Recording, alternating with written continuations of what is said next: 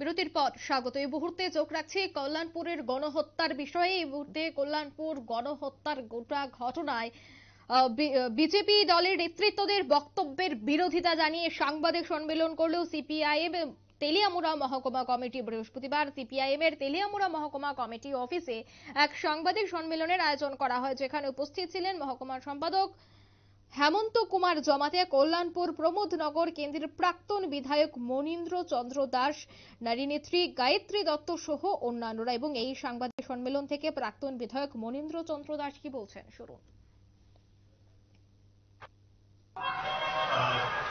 আজকে আমরা যারা সাংবাদিক বন্ধু আছেন তাদেরকে আমরা ডাকছি এখানে, যে গত কিছুদিন আগে 12 ডিসেম্বর এর আগেও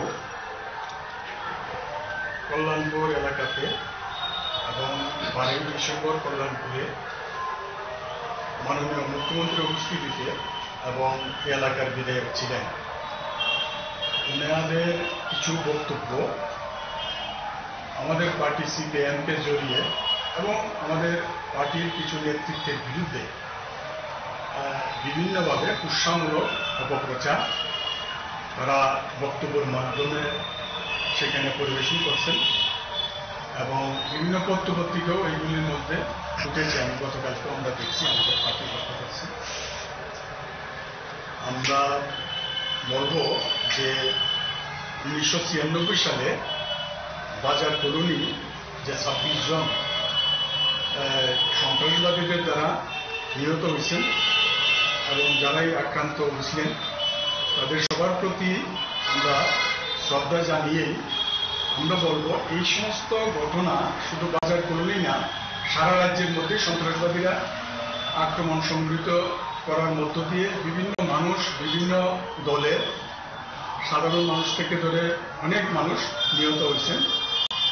সবার প্রতি শ্রদ্ধা জানিয়ে আমরা বলবো যে এই 12 তারিখে যে সভাতে, এর আগেও কিছু কিছু সভাতে আমাদের পার্টি এবং পার্টির নেতৃত্বের বিরুদ্ধে যে কুৎসামূলক অপপ্রচার তারা করেছেন তার প্রতি আমরা আমাদের পার্টি তেলেঙ্গানা মহকুমা কমিটি আমরা তীব্রভাবে বিরোধিতা করছি।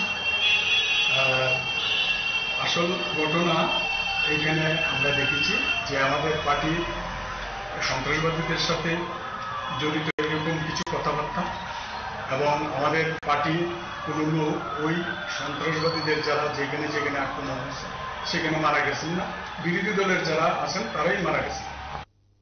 মূলত এদিন সাংবাদিক সম্মেলন থেকে উক্ত সিপিএম নেতৃত্বরা অভিযোগ করে বলেন যে বিগত 6 বছরের সেই শহীদ পরিবারদের প্রতি কোনো কিছুই করেনি বর্তমান সরকার। ঠিক এইভাবেই বক্তব্য রাখতে গিয়ে সমালোচনায় মুখর ছিল সিপিআইএম নেতৃত্বরা।